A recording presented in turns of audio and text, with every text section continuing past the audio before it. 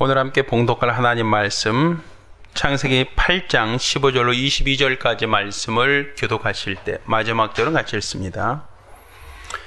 하나님이 노아에게 말씀하여 가라사대 너는 내 아내와 내 아들들과 내 자부들로 더불어 방주에서 나오고 너와 함께한 모든 혈육에 있는 생물 곧 새와 육축과 땅에 기는 모든 것을 다 이끌어내라. 이것들을 땅에서 생육하고 땅에서 번성하리라 하시매 노아가 그 아들들과 그 아내와 그 자부들과 함께 나와 땅의 짐승 곧 모든 짐승과 모든 기는 것과 모든 새도 그 종류대로 방주에서 나왔더라. 노아가 여호와를 위하여 단을 쌓고 모든 정결한 짐승 중에서와 모든 정결한 새 중에서 취하여 번제로 단에 드렸던 여호와께서 그 향기를 흠향하시고 그 중심에 이르시되 내가 다시는 사람으로 인하여 땅을 저주하지 아니하리니 이는 사람의 마음이 계획하는 바가 어려서부터 악함이라. 내가 전에 행한 것 같이 모든 생물을 멸하지 아니하리니 땅에 있을 동안에는 심음과 거둠과 추위와 더위와 여름과 겨울과 낮과 밤이 쉬지 아니하리라. 아멘. 할렐루야. 할렐루야. 자, 오늘은 감사로 드리는 제사라는 제목으로 오늘 말씀을 함께 나누려고 합니다. 우리의 신앙은 종교가 아닙니다. 우리의 신앙을 종교심이라고 생각하는 사람은 종교 생활하는 겁니다. 그러면 종교와 우리가 갖고 있는 믿음에는 어떠한 차이가 있는가? 이 종교는 말씀에 기초하지 않습니다. 자신의 정성, 자신의 치성, 자신의 노력, 자신의 선앙, 자신이 어떤 열심히 무언가 하고 나면 하늘도 감동할 것이다 라는 지성이면 감천이라는 기대가 있는 게 종교입니다. 약속이 없습니다. 보장이 없습니다. 언제 응답하겠다, 언제 성취되었다라는 기초가 없는 게 종교입니다. 반면 우리의 믿음은 말씀에 기초한다는 겁니다. 하나님이 말씀하셨으니 그 말씀하신 이가 거짓말하지 않았다면 그 말씀하신 것을 반드시 이루실 것이다. 반드시 그 말씀대로 성취하실 것이다 라고 하는 게 바로 우리의 믿음이고 그 말씀을 우리는 약속으로 기업으로 받았다라고 얘기하는 겁니다. 그래서 우리가 갖고 있는 믿음을 종교가 아니라 신앙이라고 얘기하는 겁니다. 신념이 아닌 이 말씀에 기초한 신앙만 하나님이 원하시는, 하나님이 기뻐하시는 믿음이다라고 볼 수 있습니다. 그래서 우리가 기차가 레일 위로만 달리듯이 우리의 신앙은 철저히 하나님 말씀에 기초한 신앙생활을 한다라고 볼 수 있는 겁니다. 그럼 노아가 의인이었다라고 얘기할 때 노아가 착한 일을 많이 해서 의인도 아니요. 노아가 단지 이 땅에서 많은 사람을 구제하고 많은 사람에게 본받을 만한 삶을 살아서 의인이 아니라 노아를 성경에서 의인이라고 하는 이유는 하나님 말씀을 듣고 그 말씀을 믿었다는 겁니다. 그리고 그 말씀에 순종했다라고 할 때 노아를 의인이다라고 얘기할 수 있는 겁니다.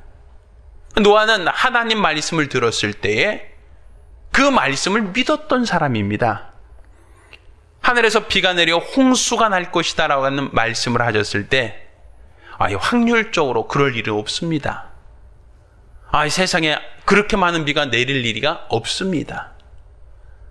그런 일이 혹시 있겠습니까? 라고 하는 의심이 아니라 하나님 말씀을 듣고 그는 몇십 년 걸쳐서 방주를 만들 만큼 하나님이 말씀을 믿었다는 겁니다. 하나님이 행하신다라고 하셨던 그 말씀에 대한 신뢰를 했다는 데서 노아가 의인이다라는 겁니다. 그래서 하나님께서 모든 죄인들을 물로 심판하실 때 말씀에 순종했던 노아와 그 가족들은 그 홍수 속에서도 살아날 수 있었다라는 것이 바로 성경에서 우리에게 가르쳐주고 있는 말씀입니다. 그러면 노아가 이 홍수가 날 때 방주를 만들었다라고 하는 것만을 가지고 의인이 아니라 그는 한 번 순종한 것으로서가 아니라 그 비 내리는 그 풍랑 속에서도 또 그 배에서 내리는 그 순간까지도 하나님 말씀에 기초했다라는 것을 우리가 볼 수 있습니다. 자, 우리가 오늘 읽었던 이 본문 15절 말씀에는 하나님이 노아에게 말씀하여 가라사대 너는 내 아내와 내 아들들과 내 자부들로 더불어 방주에서 뭐하라? 나오라. 그러니까 하나님의 말씀이 있었고 그 말씀에 따라서 방주에서 내렸다라고 볼 수 있는 겁니다.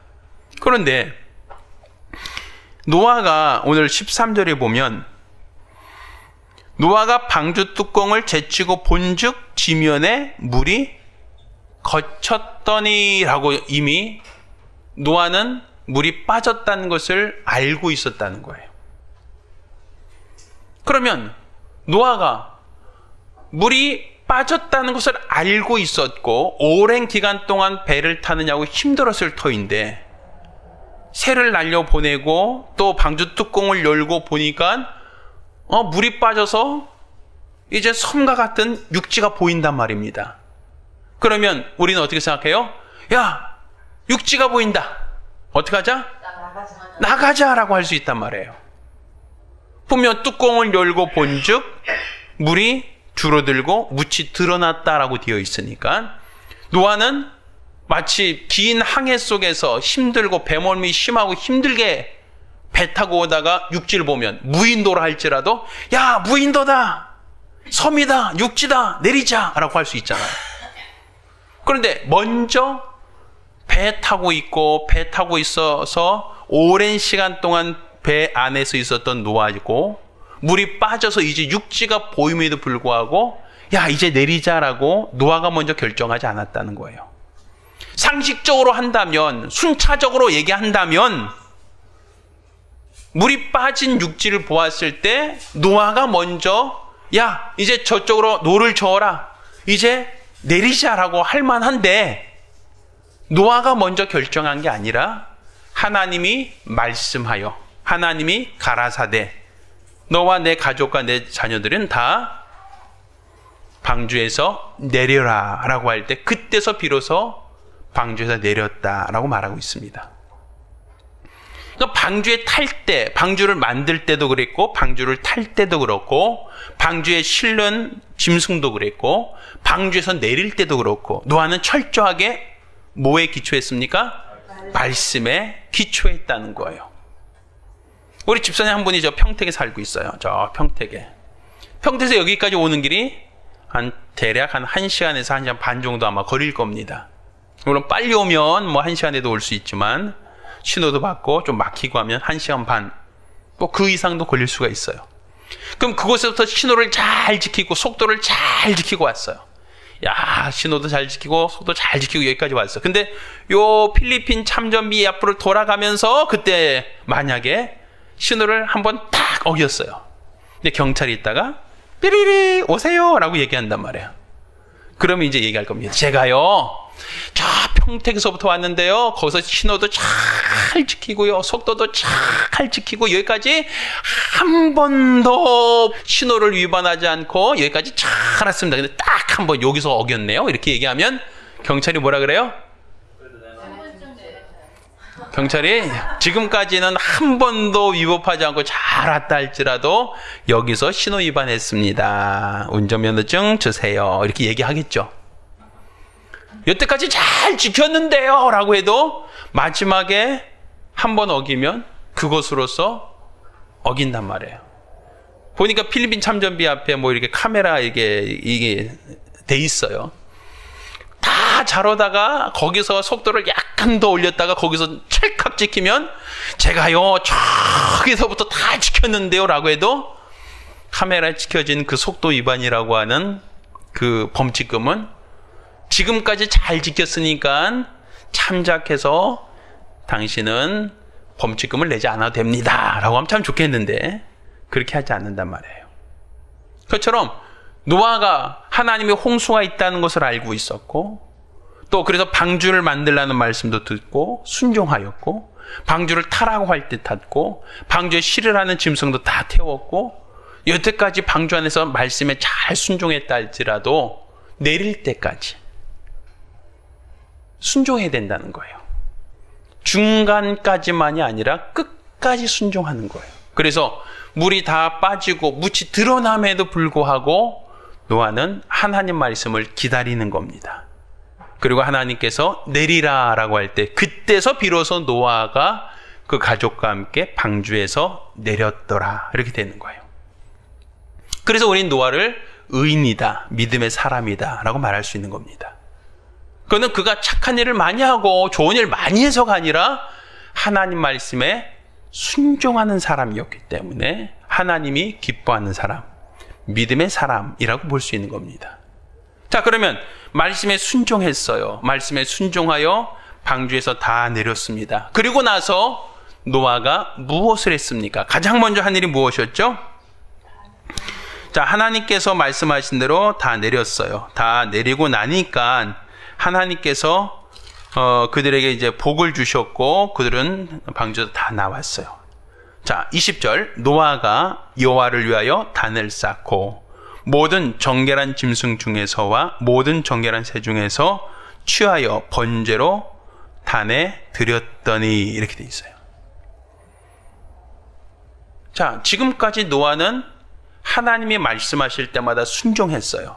하나님 말씀하실 때마다 순종해서 홍수 속에서도 살아남았고 또 지금 무사히 온 가족이 땅을 디딜 수 있었어요. 근데 노아가 가장 먼저 한 행동이 무엇이냐면 단을 쌓았다. 그리고 정결한 짐승으로 하나님 앞에 번제를 드렸더라 이렇게 돼 있어요. 누가 시킨 것은 아니에요. 여기서는 누가 하라고 한 것도 아니에요. 여기서는 하나님께서 야, 너 잘 내렸지? 이제는 번제 드려 라고 얘기하지 않았어요. 그러니까 조금 전까지 배를 만들라고 한 것이나 배에서 타고 있으라고 하는 것이나 배에서 내리라고 한 것은 다 어떻게 했어요? 여태까지 말씀에 순종하면서 왔어요. 그런데 하나님이 번제를 드리라고 했어요? 안 했어요? 그건 안 했어요. 그 얘기는 없었어요. 그런데 노아와 그 가족들은 배에서 내리자마자 가장 먼저 단을 쌓고 제단을 쌓아 거기서 정결한 음식으로 하나님께 제사를 드렸다, 번제를 드렸다라고 얘기하고 있어요. 그럼 지금까지 조금 전에 뭐라고 했어요? 말씀에 순종하는 것이 믿음이라고 했잖아요. 말씀대로 따라가는 걸 믿음이라고 했잖아요. 그런데 번제를 드린 것은 말씀을 따랐습니까? 따르지 않았습니까? 자, 20절부터 읽겠습니다. 시작. 노아가 여호와를 위하여 단을 쌓고 모든 정결한 짐승 중에서와 모든 정결한 새 중에서 취하여 번제로 단에 드렸더니. 자, 보세요. 말씀이 있어요, 없어요? 하나님께서 너는 나를 위하여 번제를 드려라 이런 말이 있어요, 없어요? 없어요. 그럼 그 전장으로 가볼까요? 그 전절? 자, 그러면 15절부터 19절까지 봅시다. 그 전에 하나님은 뭐라고 말씀하셨나? 하나님이 노아에게 말씀하여 가라사대 말씀하셨어요. 너는 내 아내와 내 아들들과 내 자부들로 더불어 방주에서 나오라고 했죠? 너와 함께한 모든 혈육 있는 생물 곧 새와 육축과 땅에 기는 모든 것을 다 이끌어내라. 이것들을 땅에서 생육하고 땅에서 번성하리라 하시매 노아가 그 아들들과 그 아내와 그 자부들과 함께 나왔고, 이거 순종입니다. 그리고 땅의 동물 곧 모든 짐승과 모든 기는 것과 모든 새도 그 종류대로 방주에서 나왔더라. 자, 그러니까 하나님 말씀하신 대로 노아와 가족들이 방주에서 내렸고 함께 타고 있던 짐승들도 다 같이 내렸다. 말씀에 순종했다는 얘기죠? 그렇죠? 그럼 하나님께서 자, 다 내렸니? 자, 그러면 이제부터 나를 위하여 단을 쌓고 나를 위하여 번제를 드려라 하고 말씀하셨나요? 있어요, 없어요? 없어요. 아까 신앙이라 했잖아요. 신앙은 무엇이다? 하나님의 말씀보다 앞서는 것이다? 아니면 말씀을 따르는 것이다? 그렇죠. 아까 그랬잖아요. 우리의 신앙이 종교와 다른 이유는, 종교는 치성과 정성을 들여서 요행을 바라는 것이라면 우리의 믿음은 철저히 뭐에 기초한다? 말씀에 기초한다. 마치 기차가 달릴 때 기차 레일이 먼저 깔려 있고 그 위에 기차가 달릴 수 있는 것처럼, 기차 레일이 없으면 기차는 달릴 수가 없는 것처럼 하나님 말씀이 없으면 순종이 의미가 없는 거예요. 그러니까 우리 신앙은 철저하게 하나님 말씀이 먼저 있고 그 말씀에 순종하는 것이 믿음이라 그랬어요. 그게 세상 종교와 우리가 갖고 있는 믿음의 차이점이다라는 걸 말씀드렸죠. 그러면 여기서 노아가 하나님 앞에 번제를 드렸더라라고 얘기하는데, 그 번제를 드린 것은 말씀을 듣고 순종한 겁니까? 아니면 말씀 없이 드린 겁니까? 말씀에 순종한 거예요? 말씀에 순종해서 드리는 거예요? 한번 조금 전에 읽었잖아요. 자, 20절. 말씀에 순종한 겁니까? 노아가 여호와를 위하여 단을 쌓고 모든 정결한 짐 중에서, 모든 정결한 새 중에서 취하여 번제로 드렸다라고 돼 있죠. 분명 노아는 번제를 드렸는데 그 전에 하나님이 나에게 번제를 드려라, 나에게 감사를 해라, 이런 말씀이 있었어요? 없었어요? 그런 말씀 없잖아요. 그러면 아까 우리 종교가 아니라 우린 신앙이다, 말씀에 기초해야만 신앙이다라고 말씀드렸는데, 노아의 행동은, 하나님 말씀 없이 감사한 행동은, 그것은 순종입니까? 아닙니까? 말씀에 기초한 거예요? 아닌 거예요? 갑자기 어려워져요? 말씀에 기초한 거예요? 아닌 거예요? 자, 그러면 그 다음 구절 봅시다. 21절. 여호와께서 그 향기를 뭐 하셨다? 하나님께서 그 향기를 흠양하셨다. 냄새를 맡으셨다. 하나님이 좋아하셨다는 거예요. 좋아하셨다. 받으셨다는 얘기예요. 그 냄새를. 그럼 그가 하나님께 드린 제사를 하나님이 받으셨다라고 얘기한다면, 하나님이 그 제사를 안 받았다라고 하는 것을 성경에 있어요? 없어요? 있어요. 성경에. 가인과 아벨의 제사에서 하나님께서 아벨의 제사는 받으시고 가인의 제사는 받지 않으셨던 사례가 있죠. 그러니까 하나님은 제사를 드린다고 무조건 다 받아주시는 게 아니라 그 마음과 중심을 보고 그 제물을 받으시는 경우도 있지만, 반면에 외면하시는 경우도 있거든요.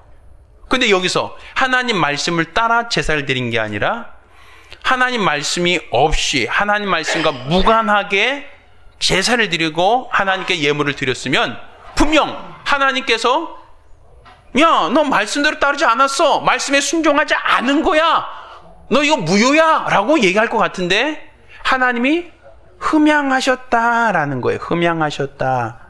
그러면 흠양하셨다라고 하는 그 얘기는 결과적으로 봤을 때는 하나님이 기뻐하셨다는 얘기거든요. 그럼 기뻐하셨다는 그 근거가 무엇이냐? 무엇 때문에 기뻐하시고 무엇 때문에 그것을 받으셨다는 거예요? 말씀에 순종하지 않고 그가 자원함으로 드렸는데, 우린 하나님께서 제물로 드리라고 했던 것을 순종함으로 드렸던 사람의 얘기를 알고 있어요. 누구죠? 아브라함. 아브라함은 분명 하나님께서 내 아들 독자를 바쳐라, 하나님 말씀하셨죠. 그때 하나님이 독자라 할지라도 제물로 바치라는 그 말씀을 하셨고, 그 말씀에 순종하여 자기의 100세에 얻었던 아들을 데리고 모리아산으로 가서 제물로 드리려고 했을 때 하나님께서 그 아들을 받으셨고, 아들을 대신해서 수양을 제물로 받으셨던 적이 있어요. 분명 하나님이 제물로 바치라고 한 것도 분명히 계명이 있습니다. 그래서 정결한 짐승으로 해라, 또 어떤 것으로 해라, 분명 성경은 기준이 있어요. 말씀이 있단 말이에요. 근데 지금 이 노아 때는 하나님이 말씀하기 전이에요. 말씀하기 전인데도 불구하고 하나님이 흠양하셨다라고 되어 있단 말이에요. 그러면 하나님은 말씀보다 앞서서 나의 행동이 나왔는데, 말씀보다 먼저 나의 행동이 먼저 나왔는데 기뻐하셨던 그 기초, 그 이유가 무엇이냐는 거예요. 물론 마음의 중심을 보셨어요. 그 재물을 보신 게 아니라 그 중심을 보셨어요. 근데 무엇 때문에 하나님이 그 재물을 받으셨는가? 자, 그런 여기선 노아가 무엇에 대한 감사인가라는 것을 본 거예요. 요행을 바라는 감사가 아니고, 노아는 내가 하나님 말씀에 순종하였더니 나와 내 가족이 살았습니다라는 거예요. 지금 지구상에는 누구만 살아있어요? 노아와 그 가족을 제외하고는 모두가 다 죽었어요. 그러니 이 엄청난 홍수 속에서도 나와 내 가정이 살았던 것, 이것은 다 누구의 은혜예요? 하나님의 은혜요. 내가 하나님 말씀에 순종함으로써 발생된 사건들이란 말이에요. 그러니 노아의 감사라는 것도 결국은 하나님이 우리를 도와줬습니다. 하나님의 말씀에 순종하였더니 우리가 살았습니다. 하나님의 말씀이 참되십니다. 그 말씀이 옳았습니다. 그 말씀대로 산 것이 우리에게 생명을 보존하는 이유가 됐습니다. 그러니까 노아의 감사, 이 재물이라고 하는 것은 결국은 하나님이 참되시다는 데 기초에 있는 거예요. 하나님 말씀이 참되시고, 하나님은 거짓이 없으시고, 하나님이 행하시는 그 모든 일은 진실되다는 데 믿음이 있는 거예요. 그러니 노아가 말씀에 순종하여 재물을 드렸습니다 라고 하는 게 기준이 아니라, 그가 왜 재물을 드렸는가?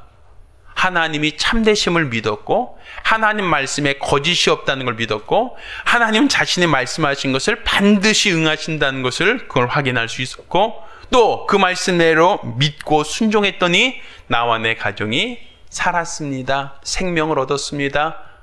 이것을 인정하여 드린 제사를 하나님이 받으셨다는 거예요. 그러니까 하나님이 말씀보다 초월하여 재물을 드렸기 때문에 하나님이 받으시는 게 아니에요. 하나님이 원하시는 것은 뭐라고 했어요?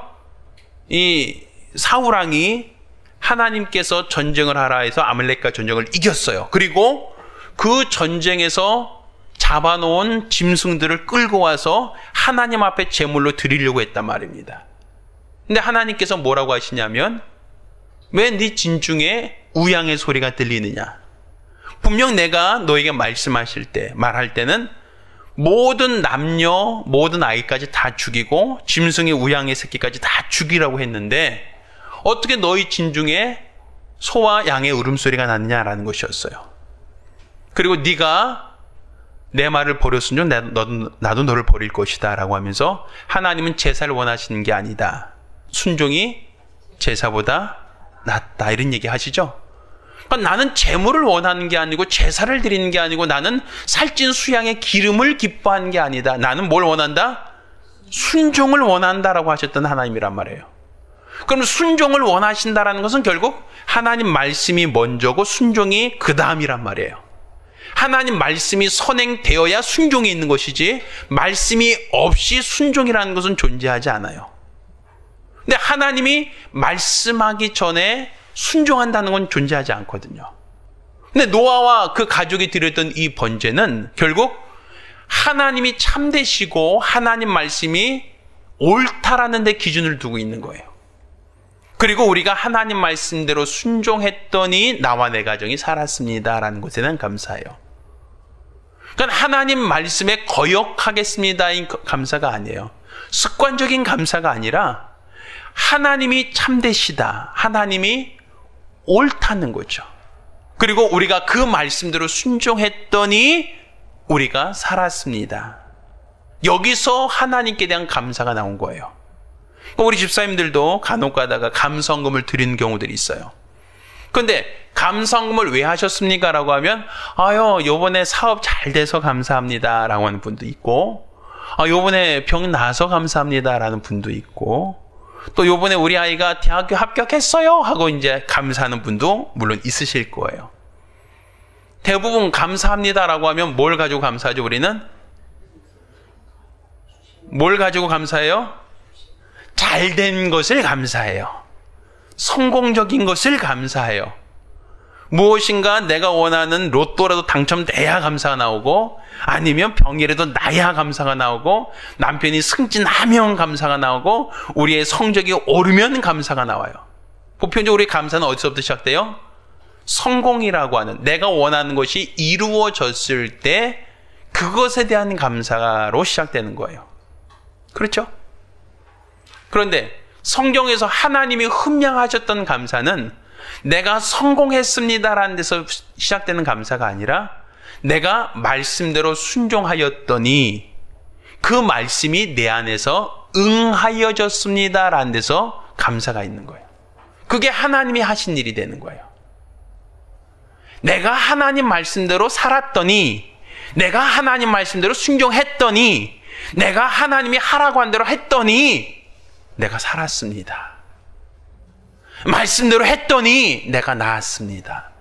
말씀대로 따랐더니 우리 아이가 좋은 대학 갔습니다. 말씀대로 살았더니 성공했습니다. 물론 말씀대로 살았는데 실패한 경우도 있겠죠. 말씀대로 살았는데도 불구하고 어려운 일을 당할 수도 있겠죠. 말씀대로 살았는데도 불구하고 힘들고 괴로운 일을 당할 수도 있겠죠. 그렇지만 우리의 감사라는 것은 결국은 결과적으로 나타난 현상을 보고 감사하는 게 아니라, 내가 하나님이 참되신 것과 그분의 말씀도 참되신 것과 그의 말씀대로 순종하는 것이 참되다라는 것을, 그것을 믿는 게 바로 감사의 기준이란 말이에요. 어떤 결과론적으로 나타난 현상만 가지고 감사할 것과 불평할 것, 감사할 수 있는 조건과 아니면 하나님께 원망할 조건이 생기는 게 아니에요. 하나님 말씀은 참되시고 거짓이 없고 그 말씀은 온전하시니, 내가 말씀대로 사는 것, 말씀대로 순종하는 것, 그것이 바로 하나님이 기뻐하신 일인 걸 알았단 말이에요. 하나님이 내 아들 독자를 바쳐라 하시면 그 말씀이 참되신 말씀인 거고, 네가 이 전쟁에서 다 죽여라 했으면 그것이 참되신 거예요.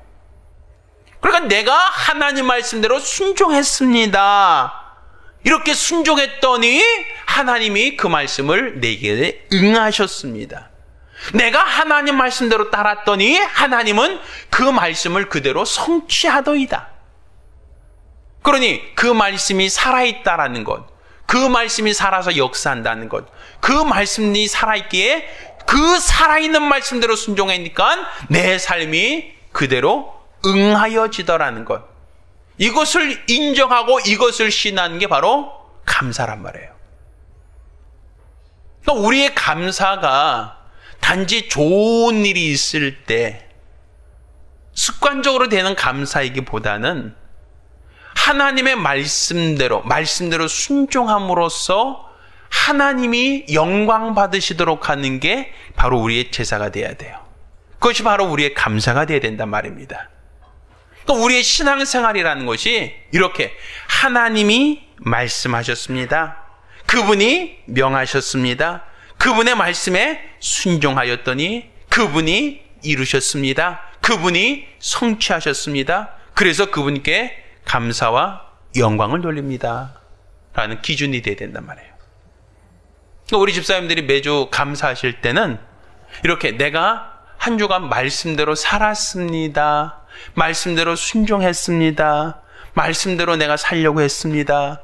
그랬더니 하나님이 나를 도와주시는 이 분명한 체험을 했습니다. 여기서부터 시작됐으면 좋겠어요.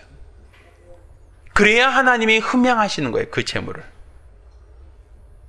가인과 아벨의 제사 중에 하나님이 가인의 제사를 외면하시고 아벨의 제사를 받으셨다.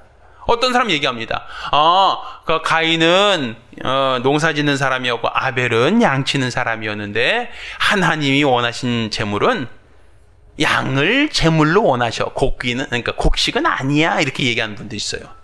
그래서 피의 제사만 하나님이 받으시고 곡식으로 드린 제사는 하나님이 안 받으신 거야. 물론 하나님이 육식을 좋아하시는 분처럼 얘기하는 분들이 있어요. 근데 그거는 올바른 해석이 아니에요. 그렇게 해석하면 안 돼요. 왜? 성경의 5대 제사 중에 소제는 곡식으로 드린 제사입니다. 가인이 곡식으로 드렸기 때문에 하나님이 그걸 안 받으셨다, 외면하셨다라고 볼 수는 없어요. 아벨이 양으로 드렸습니다라고 해서 하나님이 양으로 드린 제사만 받으신다라고 말할 수 없는 거예요. 하나님이 원하셨던 제사, 하나님이 기뻐하셨던 그 제사는 결국 하나님을 인정하는 데부터 시작하는 겁니다. 하나님의 인정하고 하나님 말씀을 존중하고 하나님 말씀을 신뢰하는 자가 드린 제사, 그 제사를 하나님이 기뻐하시는 것이지, 그냥 습관적으로 드리는 제사, 그냥 맹목적으로 드리는 제사, 남들이 하니까 하는 제사는 하나님의 관심을 끌 수가 없는 거예요. 그러니까 우리 집사님들 모두가 하나님께 예물을 드리려고 할 때도 습관적인 것보다는 하나님의 말씀에 순종함으로써 하나님이 우리에게 이렇게 복을 주셨습니다, 여기서 시작됐으면 좋겠어요. 내가 하나님 말씀대로 살았더니 하나님은 우리에게 이러한 복을 주셨습니다.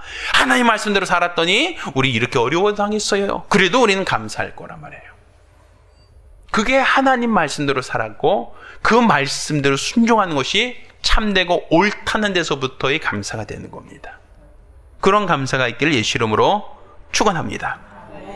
자, 이렇게 하나님께 감사하였더니 21절에 하나님이 이와 같이 얘기합니다. 여호와께서 그 양계를 흠양하시고 그 중심에 이르시되 내가 다시는 사람으로 인하여 땅을 저주하지 아니하리니 이는 사람이 마음에 계획하는 바가 어려서부터 악함이라. 내가 전에 행한 것 같이 모든 생물을 멸하지 아니하리니, 이렇게 표현하고 있어요. 보면 사람이, 하나님께서 그 재물을 흠양하시고 나서 하나님이 뭐라고 얘기하시냐면 내가 다시는 사람 때문에 땅을 저주하지 않겠다라는 얘기를 하세요. 그런 얘기를 하시죠. 그러면 사람 때문에 땅을 저주한다라고 얘기하셨어요. 누가 죄를 지었는데? 누가 죄를 지었는데 누가 저주를 받았다는 거죠? 사람이 죄를 지었는데 땅이 저주받았다는 얘기를 하죠. 그 얘기 하죠. 사람이 죄를 지었는데 누가 저주를 받았다? 땅이 저주를 받았다. 우리가 생각하면 좀 이상한 얘기죠.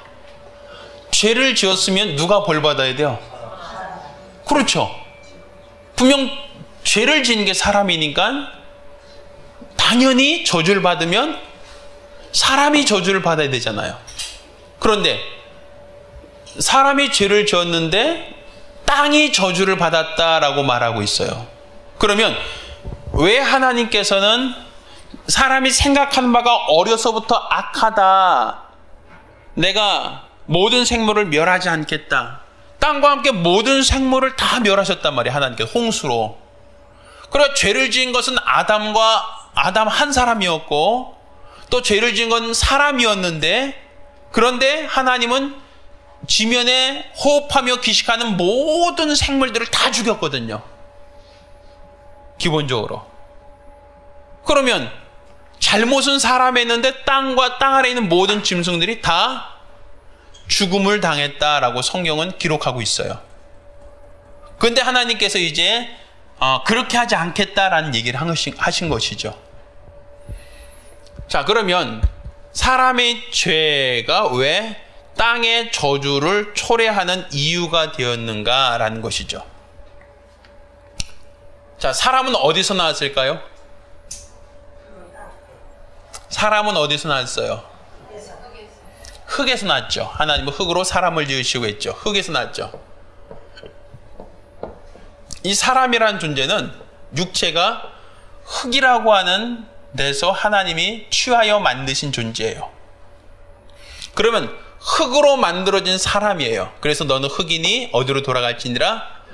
흙으로 돌아가는 말씀이 있죠. 그러니까 처음에 하나님께서 흙으로 사람을 지었다는 것만 아니라 너는 흙이니 흙으로 돌아갈지니라 해서 그 인간이 흙으로 돌아갈 인생인 것을 말씀하셨죠. 그러면 사람이 흙으로 만들어졌어요. 근데 흙은 어디서 나왔죠? 물에서 나왔죠. 물에서. 셋째 날 뭐가 있었어요? 물 가운데 묻이 드러나라 했죠. 그러니까 흙은 어디서 나온 거예요? 물에서 나온 거예요. 물 가운데서 묻이 드러나라. 그러니까 우리 창세기 1장에 보면 하나님이 첫째 날 뭘 만드셨죠? 비디스라 하셨죠. 비디스라. 기억나시죠? 둘째 날 뭐 하셨죠? 갑자기 둘째 날 물 가운데 윗물과 아랫물을 나누라 하시고, 그렇죠? 윗물과 아랫물을 나누셨다라고 표현하고 있죠. 셋째 날 물 가운데 묻이 드러나고 여기에 씨 맺는 채소가 있게 하신 것까지 셋째 날이에요. 씨 맺는 채소 여기에 채소가 있게 하신 것까지가 셋째 날 있었던 사건이죠.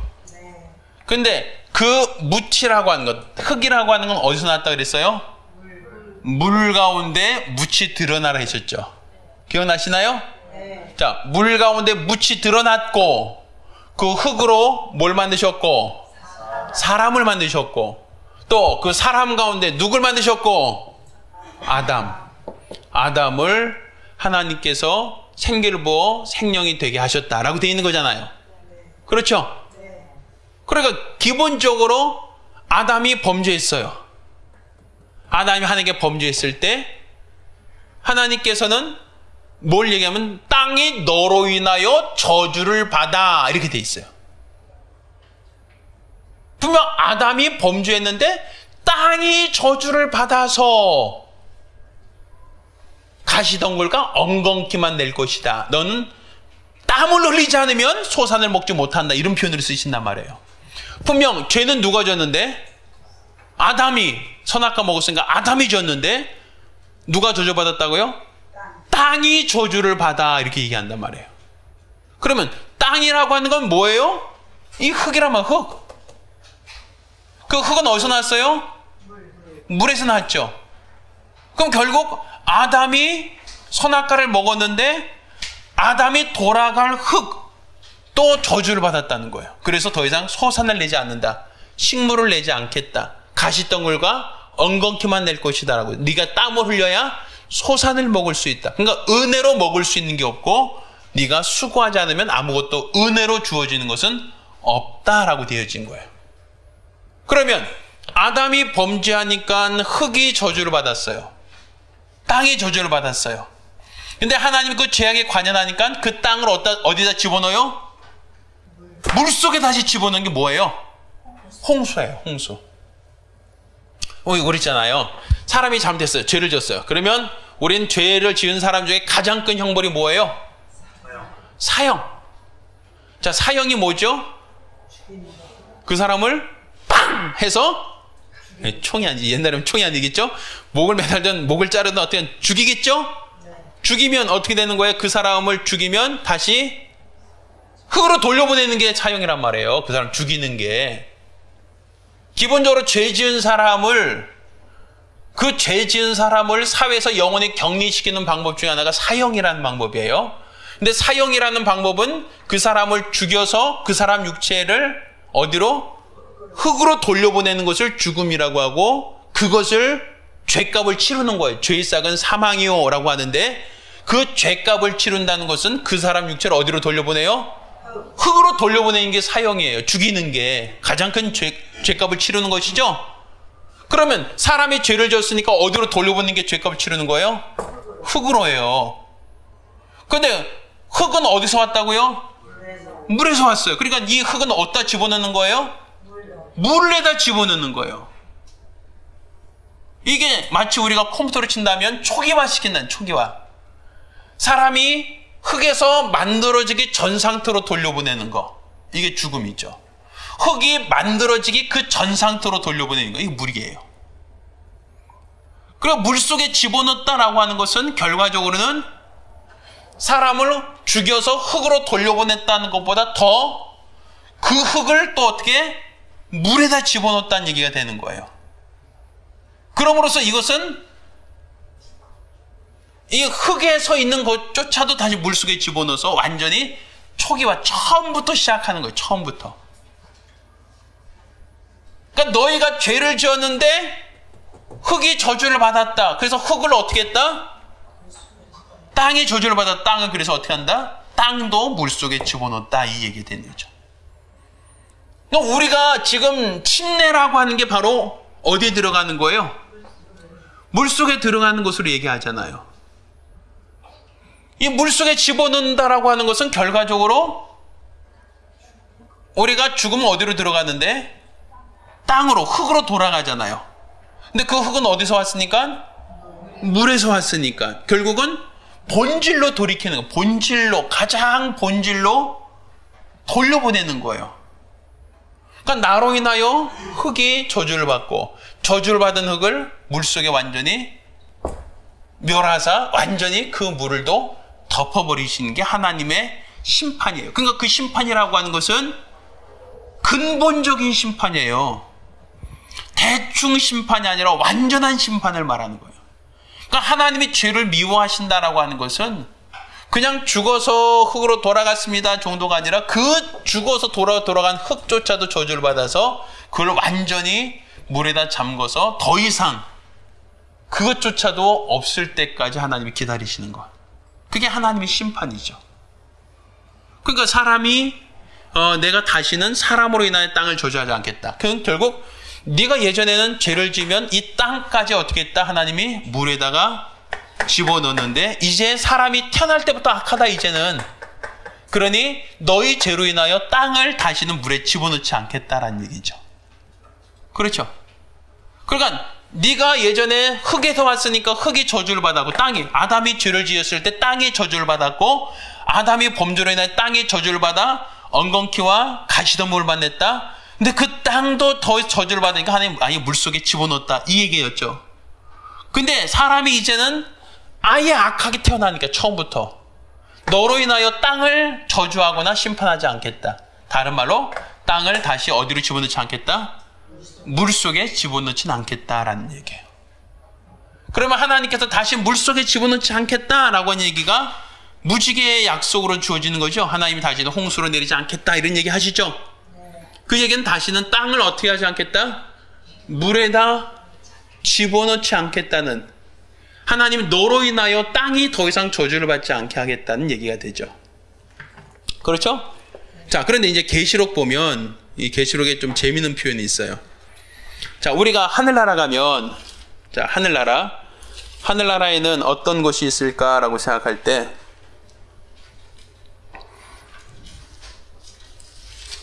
자, 새 하늘과 새 땅이 있다는 얘기 들어보셨죠?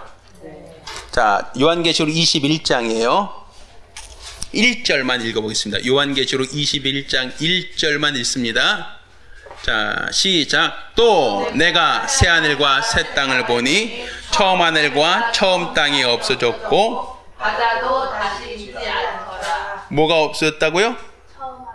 처음 하늘과 그러니까 새 하늘과 새 땅은 보이죠? 그런데 처음 하늘과 처음 땅도 없어졌고 바다도 없어지는데 여기 새 하늘과 새 땅과 새 바다라는 표현이 있나요? 없나요? 아, 여기서 지금 새 하늘과 새 땅 얘기 나오죠? 그렇죠? 분명 성경에는 새 하늘과 새 땅은 나오는데 처음 하늘과 처음 땅은 없어질 것이다. 그리고 뭐도 없다? 바다도. 왜 굳이 바다를 얘기할까요? 희한하잖아요.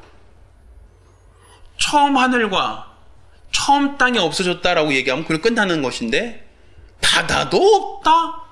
굳이 바다가 없다. 왜 바다가 없다는 얘기를 강조해요? 하늘나라는 해수욕 못할 것 같아요. 그렇죠? 하늘나라는 해수욕이 안 되나 봐요. 바다가 없어요. 그 왜 바다가 없다는 걸 굳이 표현할 이유가 뭐 있어요? 그러면 하나님이 만드실 때 새 하늘과 새 땅이 있고 새 바다도 있다 이렇게 표현하면 참 좋을 텐데 새 하늘과 새 땅은 말하는데 새 바다는 표현하지 않아요. 그런데 처음 하늘과 처음 땅도 없어지고 바다도 없다 이런 표현이에요. 그럼 바다가 없다는 표현은 왜 하는 거죠? 그 바다가 없다는 이유가 뭐예요? 자, 보세요. 이 바다, 처음에 물에서 뭐가 나왔고, 흙이 나왔고, 묻이 나왔고, 그 묻으로 뭘 만들었고, 사람, 육체를 만들었고, 그 육체에서 영을 불어 생명이 되었잖아요. 그렇죠? 그래서 사람이 범죄함으로써 그를 죽이면 어디로 돌아가요? 흙으로 돌아가야죠. 그러니까 사람이 범죄함으로써 누가 저주를 받았다? 땅이 저주를 받았다. 근본적으로 땅이 저주를 받았어요. 그래서 모든 육체가 다 범죄하게 된 거예요. 근데 하나님이 사람의 범죄를 통하여 뭐까지도 이 땅까지 저주를 받았으니 땅까지 물에다 집어넣어서 심판하셨단 말이에요. 근데 사람이 생각하는 바가 어려서부터 악하니 내가 다시는 땅을 저주하지 않겠다라고 했어요. 그건 땅을 저주하지 않겠다는 것은 땅을 어디에 넣지 않겠다? 물속에 넣지 않겠다는 것이죠. 그럼 물속에 넣지 않겠다는 거니까 새 하늘과 새 땅을 냈는데 새 바다가 있어요, 없어요? 없는 거예요. 왜? 물속에 넣을 게 없으니까. 다시는 물속에 넣을 게 없어요. 그러니까 저 하늘나라에는 물이 없어요. 새 바다가 없어요. 새 바다가 없다는 것은 다른 말로 땅이 없다는 것. 땅. 그 땅이라는 건 물론 새 땅은 나와요. 근데 그 새 땅이라고 하는 것은 결과적으로 우리 육체가 조성된 흙은 아니란 얘기예요. 우리 육체가 조성된 흙은 어디 있는 거예요? 어디? 처음 땅에 있는 거예요. 처음 땅. 처음 하늘과 처음 땅에 있는 거예요. 처음 하늘이 뭐냐면, 자, 궁창 있어요. 궁창. 자, 이 궁창이에요. 궁창. 네, 윗물과 아랫물로 나눠져라 그랬죠? 네. 자, 윗물, 위로 올라갔어요. 자, 위로. 자, 아랫물, 어디로 갔어요? 아래로 갔겠죠, 이렇게. 그러면 윗물과 아랫물 사이에 뭐가 생겨요? 공간이 생기죠? 위아래로 딱 분리되고 나면 가운데 뭐가 생겨요? 공간이 생기잖아요, 공간이. 위아래로 딱 분리되고 나면. 이걸 하늘이라 해야 돼, 하늘. 하늘이죠. 분리되고 난 그 사이, 공간. 하늘이잖아요. 그래서 아랫물이 바다고. 그렇죠? 그러니까 이 바다, 윗물, 아랫물, 사이 하늘. 그럼 새 하늘, 처음 하늘과 처음 땅이라는 것은 이 공간, 물과 물이 나누어진 이 상태에서의 공간이 하늘. 그리고 아랫물이 모여있는 것이 무엇? 바다. 그런데 하나님이 심판하실 때 사람이 범죄함으로 땅에 저주를 받았고, 땅에 저주를 받았을 때 어디다 집어넣었어요? 물속에 집어넣었죠. 그 물속이라는 것은 어느 물이에요? 이 바다죠. 이 아래에 있는 물이죠. 다 집어넣었었죠. 그런데 계시록에 보니까 처음 하늘 있어요, 없어요? 예? 처음 하늘이 있어요? 처음 하늘과 처음 땅이 뭐라고 돼 있어요? 요한계시록 21장 1절. 처음 하늘 어떻게 됐다? 여기 하늘 없어졌다. 또 처음 땅 어디에? 여기 있죠. 여기 물 가운데 묻이 드러났다. 여기죠. 처음 땅 어떻게 됐다? 없어졌다. 뭐만 있어요? 새 하늘과 새 땅만 있다. 그러면 새 하늘과 새 땅이라는 것은 이 땅에서 뭐가 만들어진 거예요? 흙으로 사람의 육체가 만들어진 거 아닙니까? 아까. 그렇죠? 그런데 처음 하늘도 없어졌고 처음 땅도 없어졌다. 그 땅에 조성됐던 육체도 더 이상 없어지는 거죠. 그러면 뭐만 있는 거예요? 영혼이 육체가 되는 거예요. 영혼이. 우리 영이. 근데 우리 영이 육체된데 그 영이 신령한 몸을 입는다 할 때 그 영은 어디서 왔어요? 육체는 어디서 왔고? 땅에서 왔고. 영은 어디서 왔고? 하나님이 그 코에 생기를 불어넣으사 생명이 됐다고 했으니까 하나님으로부터 왔죠. 그러면 하나님으로부터 온 영이 육체가 돼 신령한 몸이 되는 거예요. 병들지 않고 늙지 않는 몸이. 그러면 그 육체는 우리와 똑같은 육체가 맞는데 어디서 온 육체예요? 영이 육체가 된 건데 그 영은 어디서 왔어요? 하늘에서 왔죠. 하늘에서. 하늘에서 영이 부어졌고 그 영이 신령한 몸을 입는데 그 몸은 흙으로 만들어진 육체가 아니란 말이에요. 그러니까 예수님의 육체를 보세요. 예수님 육체. 자, 예수님의 육체는 어떤 육체죠? 말씀이 육신 되셨다 그랬죠. 그럼 말씀 어디 있던 거예요? 태초에 말씀이 계시니라. 그 말씀이 어디 있었다?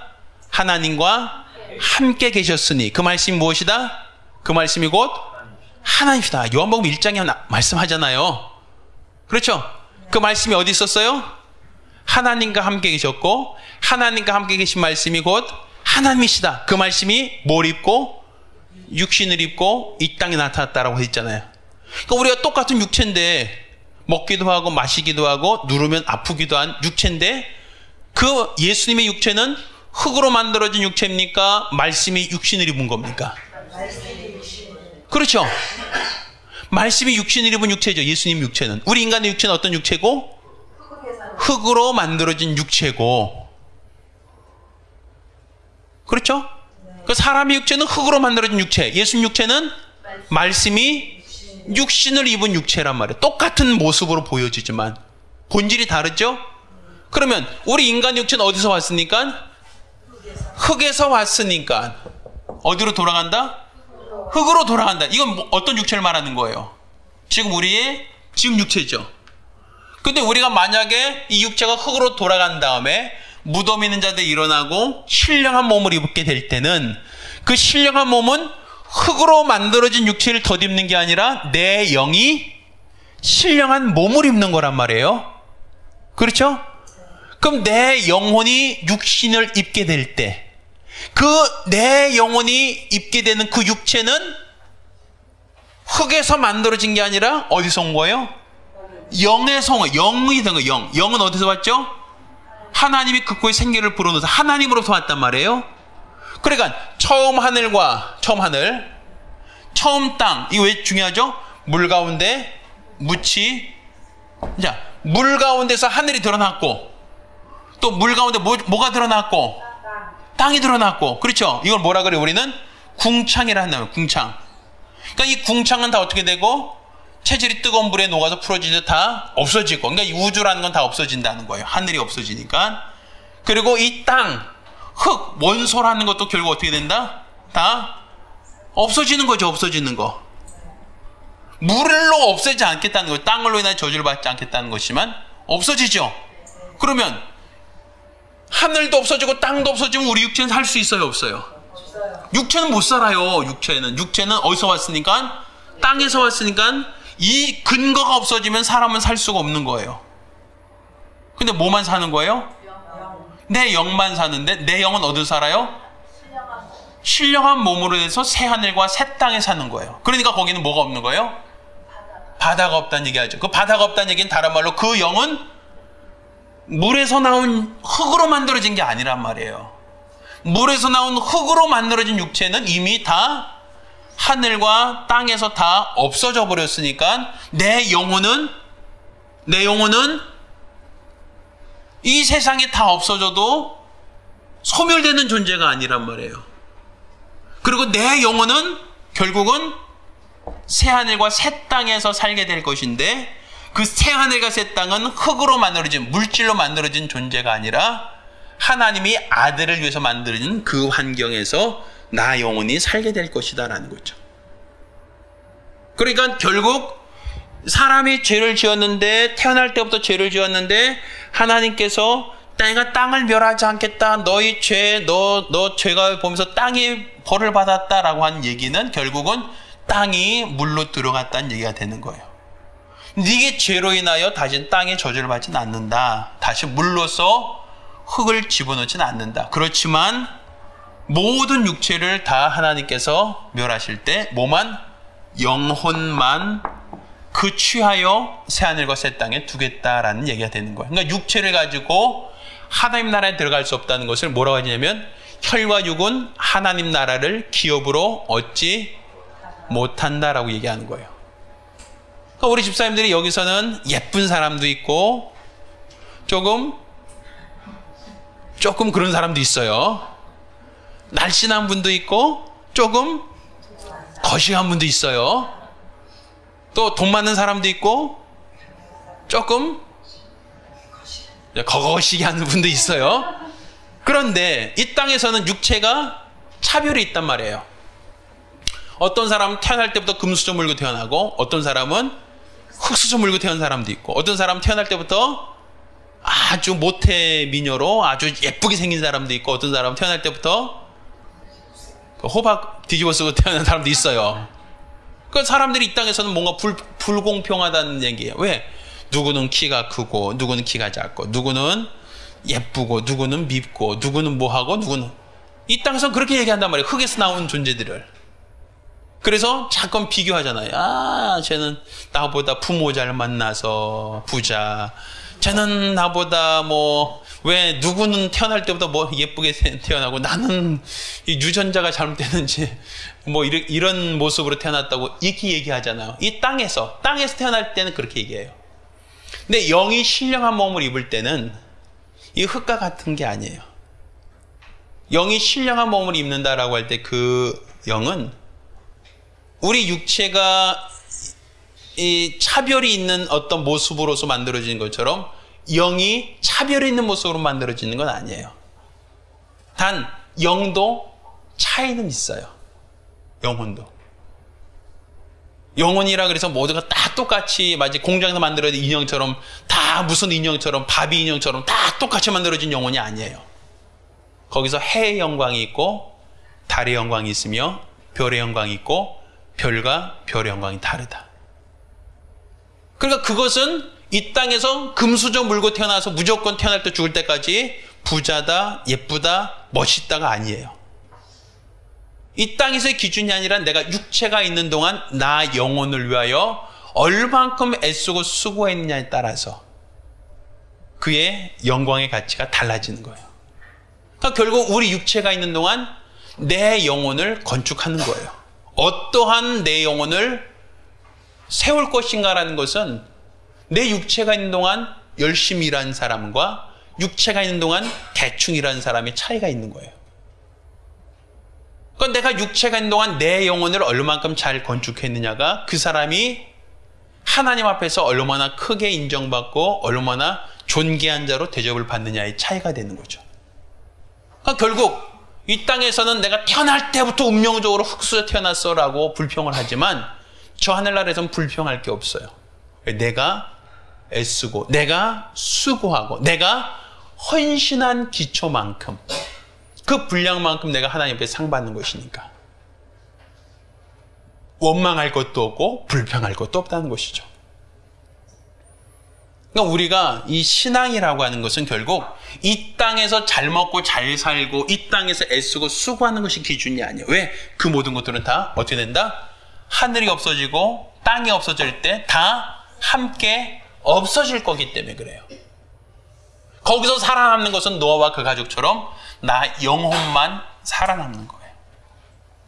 이 모든 것, 하늘과 땅과 모든 것을 다 물에 잠길 때 노아와 그 가족만 살아났던 것처럼 하나님이 처음 하늘과 처음 땅을 다 없애고 다 폐하실 때 그때 남을 수 있는 것은 온전한 믿음을 갖고 있었던 그 사람의 영혼만 살아남는 거예요.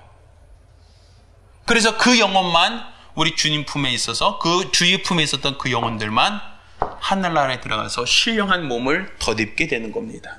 그러니까 우리가 이 땅에서 잘 먹고 잘 살려고 신앙생활하는 게 아니라는 얘기죠. 이 땅에서 얼만큼 잘 살려고 신앙생활하는 게 아니라 주님 나라에 갔을 때 상 받으려고 하는 게 신앙이에요. 주님 나라에 갔을 때 잘하였다 칭찬받는 게 지혜롭게 산 사람이에요. 결국 이 땅에서 아둥아둥거리고 살고 있지만 결국 주님 나라에서 상 받을 사람, 그 사람이 성공적인 인생이다라고 볼 수 있는 겁니다. 자, 정리합니다. 자, 사람이 죄를 지으면 죄 지은 사람을 어디다 묻어요? 어디로 가요? 흙으로 가는 걸 우리는 사형, 죽음이라고 그러잖아요. 그러니까 사람이 죄를 지으니까 흙으로 돌려보낸다. 그러니까 사람이 죄를 지으니까 땅이 저주를 받았다. 이 표현하고 있는 거예요. 근데 하나님이 죄악이 관연하니까 아예 땅까지도 사람과 더불어 땅까지도 다 어디로? 물속에 집어넣은 것을 하나님이 심판이라고 했던 겁니다. 그리고 이제 심판, 홍수가 끝난 다음에 내가 사람이 태어날 때부터 악하니까 땅은 다시 저주하지 않겠다. 물로서 심판하지 않겠다는 얘기는 하시는 거예요.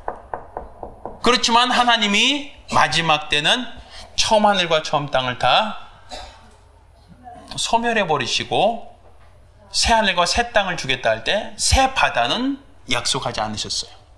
그 얘기는 다른 말로 우리 육체는 물에서 나온 육체가 아니라 이제는 어디서? 하나님에게서 나온 영, 그 영이 육체가 되기 때문에 바다가 필요 없는 거예요. 왜? 바다가 있어야 땅이 나오고 땅이 있어야 육체가 나오는데 이제 그 영혼은 땅에서 나온 육체가 아니라 말씀에서 나온 하나님의 호흡에서 나온 영혼이기 때문에 그 영혼이 살 수 있는 흙이 필요 없고 그 영혼이 존재인 이 바다가 더 이상 필요하지 않게 되는 것이다라는 것이죠.